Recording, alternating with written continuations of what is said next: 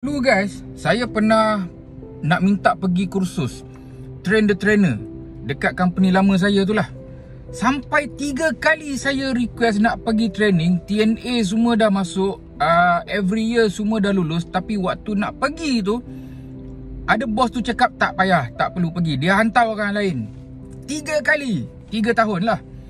Sampaikan orang-orang yang pergi tu pun tak ada pun buat apa-apa training, tak ada pun buat apa-apa development ke apa ke.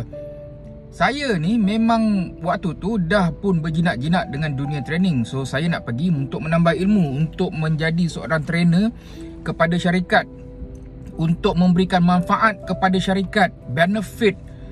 Tetapi tidak dibenarkan pergi. Apa yang saya buat, saya tak adalah nak marah-marah sangat pun. Saya kumpul duit, pergi training tu sendiri. Saya pergi TTT training pada tahun, saya pun tak ingatlah pada tahun bila.